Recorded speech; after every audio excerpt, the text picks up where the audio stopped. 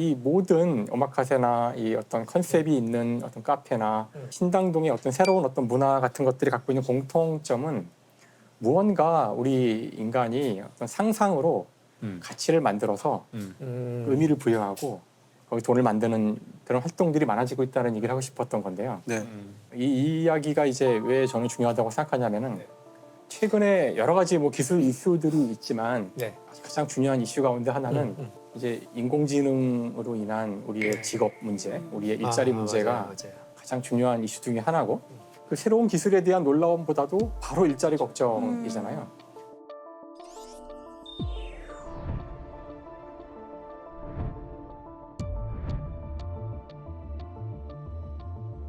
무언가 이 기계, 인공지능이 인간의 일을 빼앗아가는, 네. 대체해가는 시대에 우리가 앞으로 생각해야 될 어떤 문제가 여기 들어있는 게 아닐까. 기계로 혹은 AI로 대체할 수 없는 가치를 줘야 되는 거잖아요. 근데 이 오마카세가 그거에 적당한 예였다고 생각하는 거는 차이가 결국에는 스토리 메이킹인 것 같기는 해요. 그렇죠. 오늘 먹으신 거를 로봇이 쫙 만들면 훨씬 빨리 더 저렴하게 만들 수도 있을 거예요. 그 장식이나 이런 것들을. 근데 그 사람이 앞에서 직접 퍼포먼스를 하는 거에서 가치를 두는 거잖아요. 그래서 나의 어떤 경험과 이런 거를 이 결과물하고 섞어서, 그러니까 내 인생의 가치 이런 걸 섞어서 할 때 똑같은 물건도 의미가 달라지는 것 같이 그런 바로 거. 거기에 우리가 의미를 부여하기로 하면 네, 그렇죠. 이제 그 직업이 살아남는 거고, 만약에 우리가 그런 거를 신경을 좀 덜 쓰고 그냥 기계가 만들어줘도 충분히 괜찮다고 생각하는 순간 그 직업은 사라지는 거죠. 맞아요. 난 불안해. AI가 영화에 본격적으로 이제 들어오기 전에 제가 아마 일자리를 잃게 될 확률이 많죠.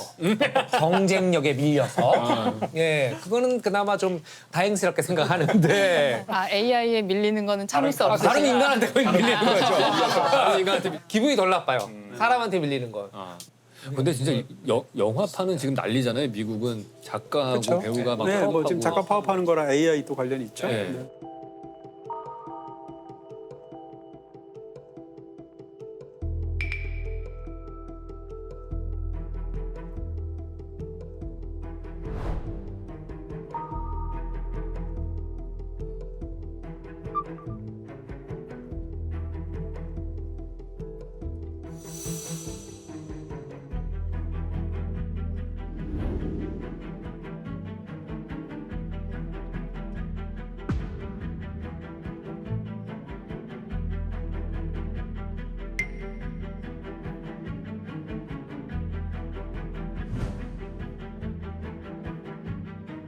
일반인들이 그 전문가의 분야를 굉장히 높게 평가해서 대체할 수 없을 것이다라고 보는 견해에 비해서 전문가들일수록 자기 견해가 훨씬 더 빨리 AI에 대체될 것이다라고 말을 해요. 다 그래요. 웹툰 작가도 그렇고 뭐 스포츠 선수들도 그렇고 저는 영화 평론도 그럴 것 같거든요. AI가 대체하기 굉장히 쉬울 것 같거든요. 제가 그 무슨 그 예술 작가의 전시를 보러 갔는데 거기에 되게 한 페이지짜리 소설이 써 있더라고. AI가 쓰는 AI가 거예요? 네. 단어 몇 개를 키워드를 주고서 몇 번 돌리니까 그 스토리가 나왔대. 그렇죠. 네. 근데 너무 흥미로운 거예요, 그 스토리가.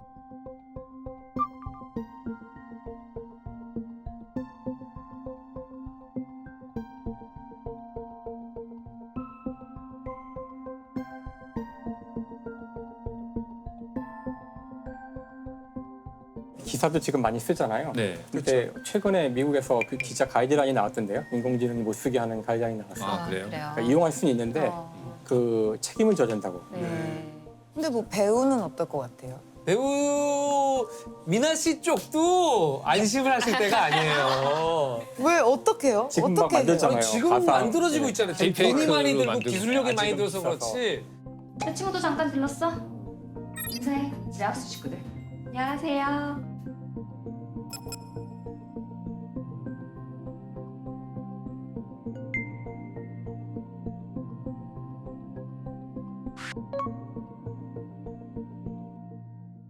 지금 가상으로 만드는 아이돌이 있어요. 그래서 그냥 SNS나 유튜브 채널에서 활동하는 아이돌 밴드가 있고 그 안에 뭐 메인 보컬도 있고 뭐 댄스 근데 그 담당도 메인 있고 있는 보컬 거예요. 노래랑 이런 것도 AI가 노래도 하는 거예요? 보컬로이드가 하는 거예요. 너무 잘 그래서 만들어요. 놀라신 것 보컬로이드가 부른 찾아보시면 나와요. 되게 보컬로이드가 진짜 부른 자연스럽게 노래가 있고 그 음악을 듣고 자라는 그 세대가 생기는 거예요. 그 친구들은 그 음악에 익숙해져 있고 그런 그렇죠. 식의 노래를 부르는 창법에 익숙해지면 어쩌면은 그 노래를 더 좋아할 수도 있죠. 아니 근데 연기를 AI가 어떻게 해요? 그러니까 연기가 아니라 데이터가 쌓이는 거죠. 그렇죠. 데이터가 쌓이고 근데 그 눈빛과 목소리와 우리는 안 그러냐고. 아니, 이걸 어떻게 해요? 이걸 어떻게 해요? 그러니까 인공지능은 물론 지금의 기술이지만 이 기계에 의한 인간의 직업이 사라지고 인간 일자리를 뺏기는 문제는 이미 200년대 문제고 특히나 가장 지금보다 빠른 속도로 일자리가 없어졌던 역사적으로 시기는 20세기 초였거든요. 네. 그러니까 1차 세계대전 끝나고 경제 붐이 오는데 네. 그때 대규모로 일자리를 뺏어갔던 기계들은 바로 가전제품이에요. 근데 원래 가정이 하나 운영되려면 10명 정도 넘는 사람이 쉴 수 없이 일을 해야 돼요. 뜨거운 물, 차가운 물 가져오고 갖다 버리고 뭐 그때 정말 대규모로 일자리가 사라지는 걸 사람들이 보게 돼요. 하인, 하녀 같은 그때 남겨놓은 유명한 이제 저술들이 있어요. 아 이런 식으로 계속 기계가 인간의 직업을 일을 일자리를 대체하겠구나. 그러면 미래에는 인간이 일을 안 하지 않을까? 그때 러셀이 유명한 얘기를 또 남기죠. 그 이제 게으름을 위한 찬양이라는 유명한 글에서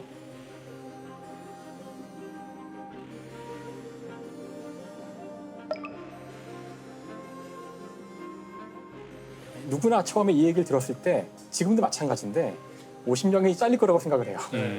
근데 러셀이 아니 왜 50명이 일자리를 잃어?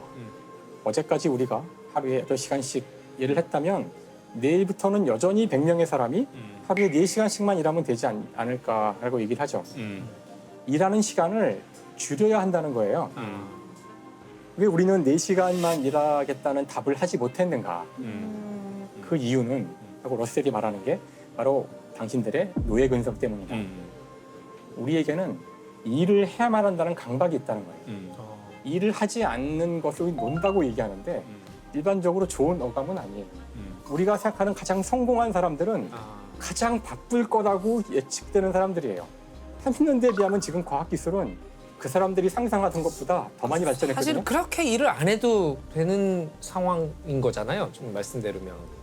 그래서 여기서 이제 중요한 질문이 나오는 거죠. 네. 그래서 이제 그럼 도대체 우리는 어떻게 일할 필요가 없는데 8시간씩 일을 했던 것일까 하는 질문을 할 수가 있고요. 기계가 이렇게 많이 대체하고 있다는데. 그런데 그러면 그거에 대한 답 가운데 하나가 제가 지난번에 소개했던 바로 가짜 노동이라는 책에 나오는 이야기예요.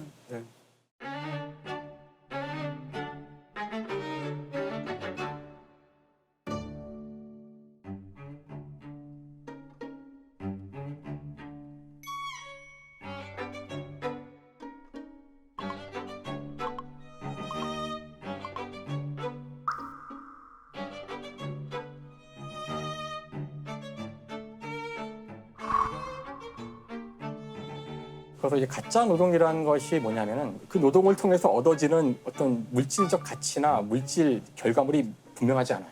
그러니까 할 때는 뭐 의미가 있어서 한다고 하지만 막상 하지 않아도 별로 큰 문제는 생기지 않는 경우들이 있어요. 이 가짜 노동에 대한 여러 증거들은 경제학에서 여러 번 나타났었어요. 예를 들어서 그 이제 파킨슨 법칙이라는 게 있거든요. 파킨슨 법칙이라 그러면 아마 모르실 수도 있는데 이렇게 얘기하면 이해하실 거예요. 공무원의 숫자는 늘어만 난다. 그 파킨슨이라는 사람은 원래 해군 장교였어요. 영국에. 1950년대에 이제 이 사람이 논문을 하나 쓰게 되는데 그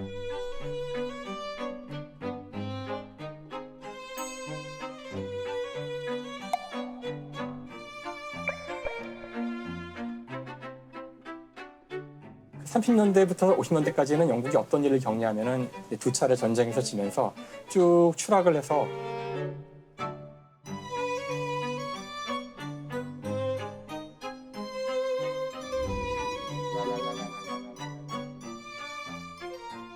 원래 영국은 세계를 지배하는 해가 지지 않는 나라를 운영하는 해군을 가진 나라인데 해군의 규모가 3분의 1로 줄어요.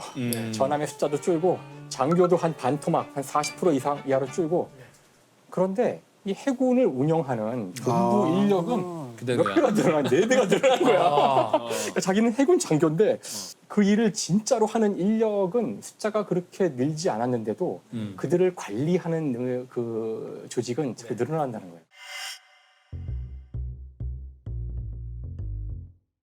가만히 보면 열심히 분주하게 일을 하고 있긴 해요. 언제나. 근데 뭐 그거를 뭐 한 달 내에 하라 그래도 마치고 15일 내에 하라 그래도 마치고 뭐 일주일 내에 하라 그래도 마치는데 그래서 이제 이게 파킨슨 얘기했던 법칙 가운데 하나인데 주어진 시간에 관계 없다는 거예요.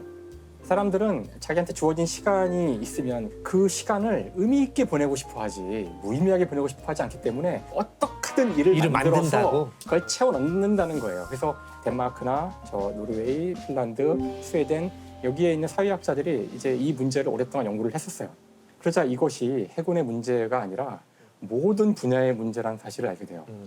공무원이건 어디건 어느 조직이건 사기업이건 어디건 간에 특히 이제 사무직 근로자, 화이트 칼라 근로자들을 1대1로 진짜 너 내가 그 신변 보장해 줄게 이렇게 얘기를 해보면 많은 사람들이 자기가 하는 일은 사실은 별로 의미가 없어.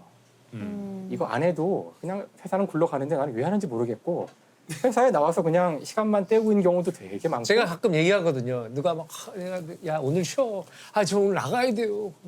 너 없어도 돌아간다.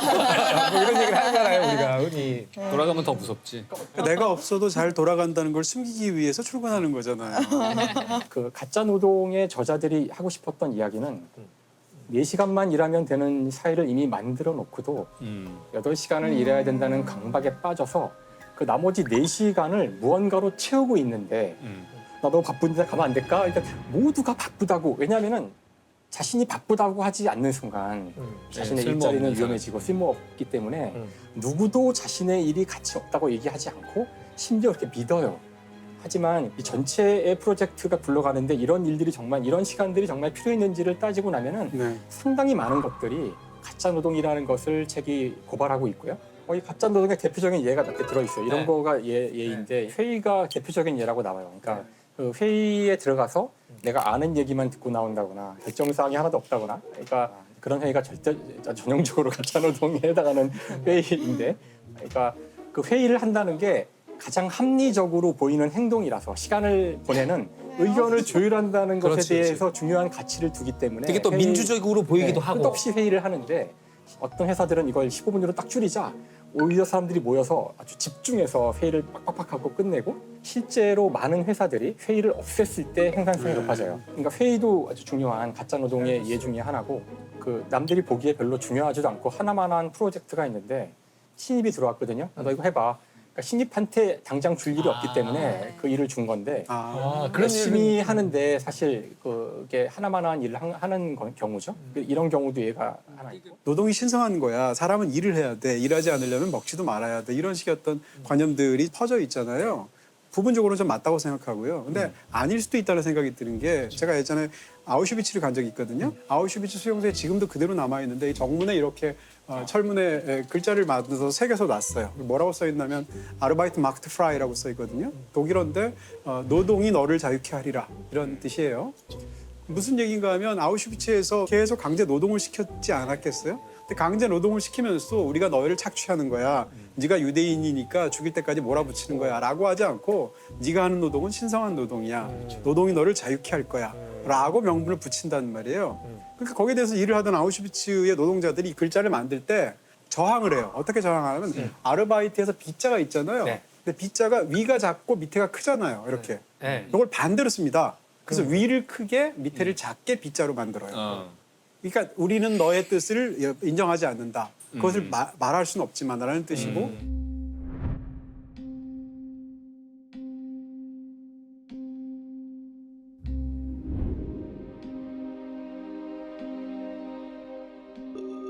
그렇게 해서 지금도 가면 아르바이트 마크트 프라이의 B자가 위가 크거든요. 그걸 보면서 노동의 신성함이라는 게 어떤 사람이 말할 때는 굉장히 고귀한 가치가 되는데 그걸 낮지도 말한단 말이에요. 네. 어떻게 생각하면 우리는 8시간씩 노동을 하면서 즐거움을 느끼도록 지난 200~300년간 길들여졌을 수도 있죠. 네. 그런 측면에서 좀 이런 데 대한 생각을 열어둘 필요는 있겠다 이런 생각이 듭니다. 노동하고 일하는 것이 지위를 높여준다는 개념은 얼마 되지 않은 개념이에요. 그러니까 사실 원래는 그 자신이 지위가 높다는 것을 말하고 싶으면은 나는 논다 그래야 돼요. 지난 수천 년간 인류 사회에서 지위가 높은 사람, 권력자가 갖는 특권은 여유가 많은 거예요. 노동은 누가 하느냐? 노예가 하는 거예요. 근데 언제 이게 바뀌냐면은 이제 시민혁명이 일어나고 노동을 해서 돈을 버는 자본가들이 권력을 잡은 거예요. 그때부터는 노동을 한다는 것이 바쁘다는 것이 이 사람의 지위를 보여줘. 지금도 우리는 바쁘다고 말할 때 다 자랑스러워해. 한국하고 독일에서 굉장히 큰 반향을 일으켰던 그 피로사회라는 책이 있어요. 맞아요. 약간 좀 연장선상이나 네, 맞아요. 보완이 되는 논리라고 할 수 있을 것 같은데 피로사회를 보면 19세기나 20세기에 이제 이 노동에 있어서의 착취의 관계는 지배자, 피지배자가 따로 있고 다시 말하면 자본가가 노동자를 착취하는 방식이라는 것이 전통적인 개념이잖아요. 21세기로 넘어와서 신자유주의적인 자본주의가 확산되는 과정에서 착취자와 피착취자가 같은 사람이 된다는 거죠. 자기가 자기 자신을 노동자가 착취한다는 거예요. 그러면서 이제 일종의 성과주의적인 사회가 되니까 이 성과를 달성하기 위해서 자기가 자기 스스로를 끝까지 밀어붙이는 거죠. 근데 이게 이 19세기나 20세기 전통적인 착취보다 훨씬 더 위험하다고 보는 거예요. 왜냐하면 이게 착취라고 생각 안 한다는 거죠. 내가 나를 하는 것이기 때문에 나는 자유롭다라고 착각하기 때문이라는 건데요. 역시 마찬가지의 그런 맞아요. 예, 일을 해야 그냥 연장선상에서. 강박이. 그렇죠. 결국에 그런 분들이 이제 번아웃이 오는 거잖아요. 네, 그렇죠. 맞아요. 그래서 이 저자들의 결론은 굉장히 급진적인데 이제 놀아야 할 때라는 거예요. 이제는 우리가 냉정하게 우리가 하는 일 가운데 필요 없는 부분이 있다는 것을 인정하고 새로운 어떤 사회 체계에 대한 이런 상상력과 철학들이 이제 필요할 때라고 생각하는데 그렇죠. 맞아요. 관건은 결국에는 이 기계가 만드는 부가가치를 100명한테 나눠서 줘야 되는 거잖아요. 바로 그게 핵심이죠. 네. 현재 나온 대안들은 이런 거죠. 그러니까 기본소득이라 그래서 기계로 돈을 번 사람한테 이제 세금을 물려, 네. 아까 50명에 해당하는 세금을 불려서 네. 그 세금을 나눠주겠다는 거거든요. 그러니까 만약에 진짜 우리가 노동 시간을 지금보다 극적으로 줄이는 그런 세상이 온다면은 지금 우리가 보는 세상과는 굉장히 다른 종류의 권력 관계와 경제 관계가 새롭게 만들어질 거라고 생각해요. 저는 이제 그런 능력도 없고 이제 사회학을 하시거나 연구하시는 분들이 아이디어를 내놓고 논쟁을 할 때가 왔다고 생각해요. 그렇죠. 이제 머지않아 엄청난 변화가 도래할 텐데 그러니까. 우리는 그거에 대한 사실 시스템에 대한 준비는 안 돼 있잖아요. 왜냐하면 이게 가짜 노동을 제가 얘기하다 보니까 어떤 분들은 내가 하는 일이 가짜 노동이야? 내가 하는 일이 의미 없다는 뜻인가? 이제 이렇게 오해를 하시는 건 없으면 좋을 것 같은데, 네, 네. 그러니까 가짜 노동이라는 주제를 한번 같이 깊이 생각해보고 우리에게도 우리 주위에도 그런 게 있는 건 아닌지 그런 고민을 해보자는 차원으로 하는 이야기니까 이게 어떤 특정 뭐 분야의 사람들이나 특정 직종의 사람들을 제가 찍어서 공격하는 그런 의도는 전혀 없으니까 이제 오해가 없으시면 좋겠습니다. 저는 투잡될 것 같아요. 또 다른 내 시간으로 또 가서. 놀아야 한다니까 놀아야. 심채광 박사님은 오늘의 여행지로 연세대학교를 꼽으셨잖아요. 네. 박사님이 연대 왜 가셨는지 되게 궁금해. 일단 연세대는 저한테는 굉장히 익숙하면서 동시에 익숙하지 않은 곳인데 왜냐하면 연세대에 천문학과가 있거든요. 천문학 전공하는 학교가 있는데 전국에 천문학 전공하는 대학이 7개 정도밖에 없어요. 네네. 아 그래요? 네. 그 외에 뭐 지구과학 교육과라든지 네. 이렇게 대기과학과에서 같이 하고 있긴 하지만 천문이라는 이름, 뭐 우주과학이라는 이름이 들어간 학교가 많지 않거든요. 천문학과 몇 군데밖에 없어서 다 아는데 굉장히 좁은 사회인데 연대를 내가 안 가봤네 생각해보니까 이렇더라고요. 대학 자체를 안 가본 거예요?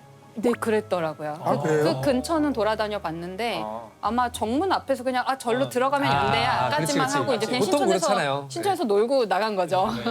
그 우리가 아이비리그가 왜 아이비리그인가 얘기할 때 건물이 오래돼서 덩쿨 식물이 건물을 뒤덮은 것이 아이비리그라고 부르기 시작했다라고 네. 하셨잖아요. 네. 연세대가 그렇게 말하면 아이비리그인 거예요. 건물이 오래됐고 그 오래된 건물 위로 덩쿨 식물들이 막 자라서 건물이 초록초록해요.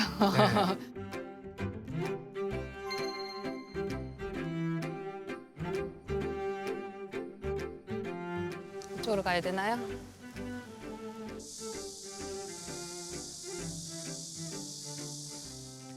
이거 원두가 언더우드예요. 원두 신학관이라고 써 있잖아요. 언더우드 님의 한국 이름이에요.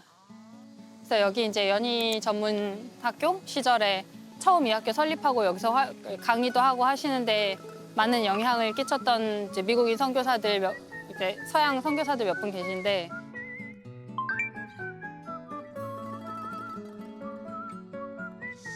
와 여기서 보니까 예쁘긴 예쁘네요. 포토스팟이네요 여기가.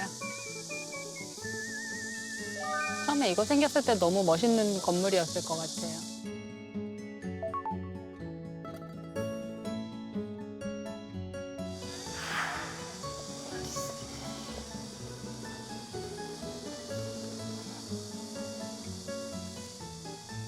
신의 메신저, 주님을 따르는 사람, 한국의 친구.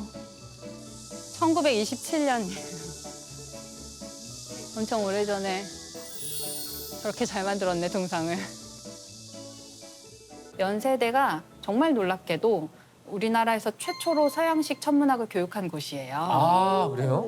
윤동주 시인의 시 중에 별에 관한 게 굉장히 많잖아요. 맞아요. 관련이 있을 수도. 예, 그때 연희에서 유일하게 천문학을 아마 가리키고 있었으니까. 그랬을 수도 있겠다. 라고 이제 저는 희망적인 상상을 해보는 거죠. 연세대가 처음에 이제 연희 전문학교로 시작을 네네. 했는데 1915년쯤에 이제 시작을 해서 수물과가 아까 얘기하신 수물과가 있었어요. 천문학과는 그때 아니었고, 수학물리학. 네, 이 수물과가 말하자면 지금으로 치면 이과대학, 자연대학인 거의 역할을 다 한 거예요. 당시에 이제 교육봉사를 하러 온 선교사들이 화학이라든지 수학이라든지 천문학이라든지를 가리킨 게 우리나라에서 근대식 서양식 천문학을 가르친 거의 최초의 기관이고요.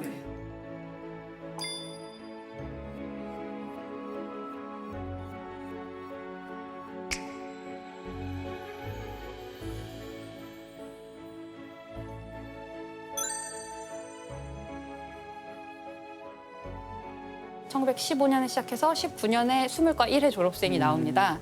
네 명이 졸업했더라고요. 그거밖에 없어요. 네, 연희 전문대 수물과 1회 졸업생 4명인데 그중에 한 분이 이원철 박사님인데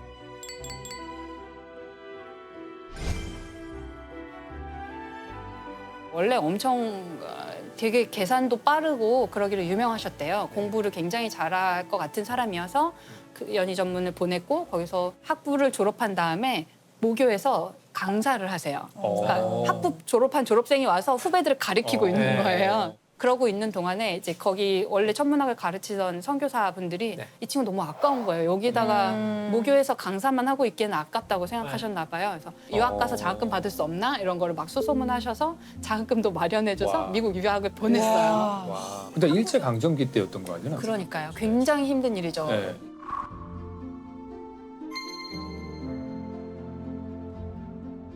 도미한다는 게 너무너무 어려운 일인데 그래서 미국으로 가서 미국 대학으로 원래 편입을 한 다음에 올 A를 받고 올 A를 받고 천재시구만. 몇 개월 만에 졸업을 한 다음에 한 3년 정도 만에 박사를 받고 영어도 짧은 그 상황에서? 네, 아마 영어를 좀 하셨을 것 같아요. 집안이 형제들이 좀 영어에 관련된 활동을 많이 하셨어요.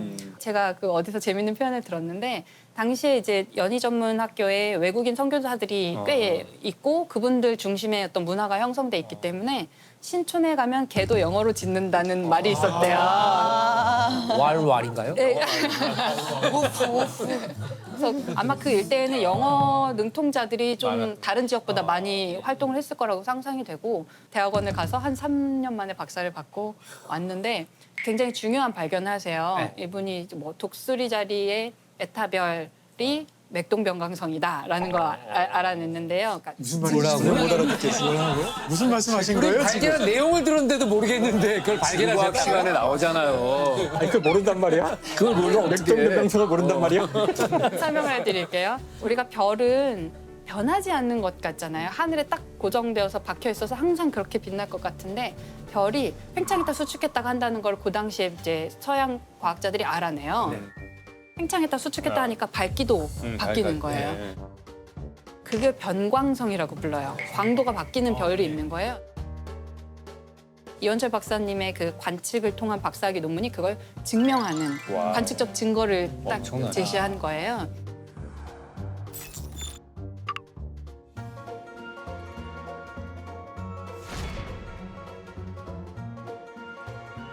이원철 박사가 대한민국 이학 박사 1호예요.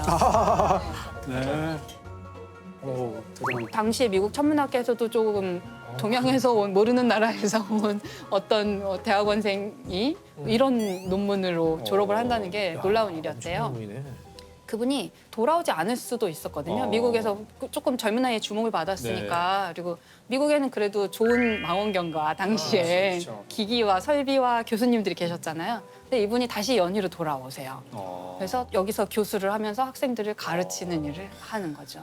당시 천문학과도 아니고 그냥 수물과였는데 지금 언더우드관이라고 불리는 연세대의 그 덩쿨이 가장 많이 있는 그 건물 옥상에 최초의 현대식 굴절망원경을 거기 설치를 한대요.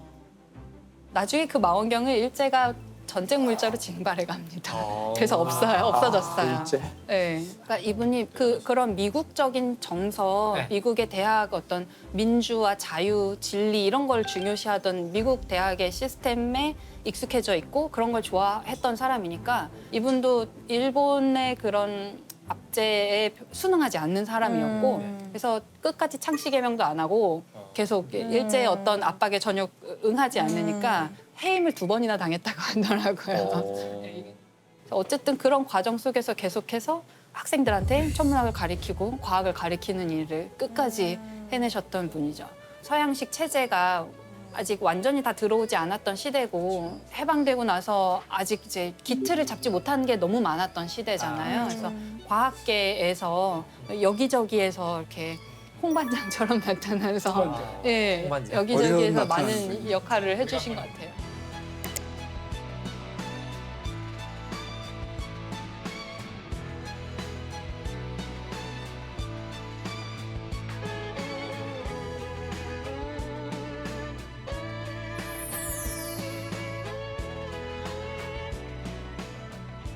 아, 진짜 훌륭한 분이네요. 진짜 미국에서 인정받으면서 젊은 나이에 인정받고 이분들하고 하고 싶은 연구하면서 영달을 누리면서 하실 수 있었을 텐데.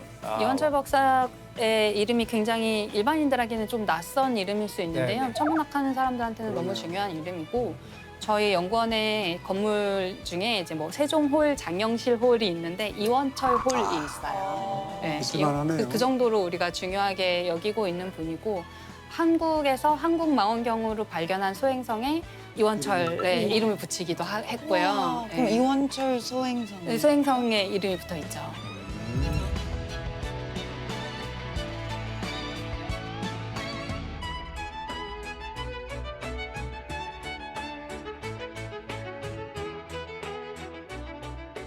그러니까 연희 전문이 중요한 이유가 그 당시는 사실 우리나라 최고의 학부는 지금의 서울대학교, 경성제국대학이었는데 경성제국대학에는 이공계가 없었어요. 그래요? 일제가 만들지 않았어요. 기술을 키우는 걸 싫어해서. 기술 같은 거를 배우는 것이 당연히 위험하다고 생각했겠죠.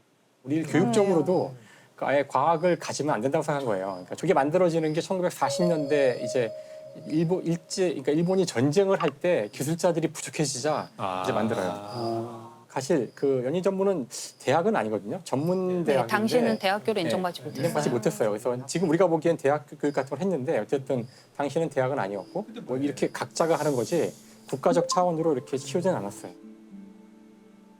민간에서는 과학을 알리는 운동도 있었고 당시 우리나라의 그 문학 쪽 사람들도 우리가 과학을 알아야 된다. 왜냐하면 우리가 망할 때 과학이 없어서 망한 거잖아요.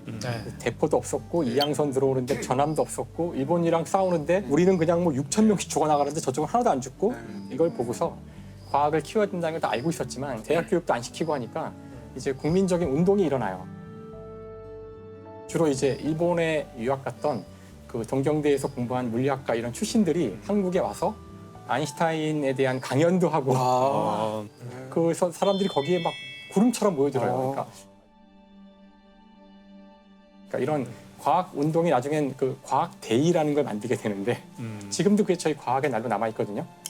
그때 만들어진 거예요? 그때 만들어진 거예요.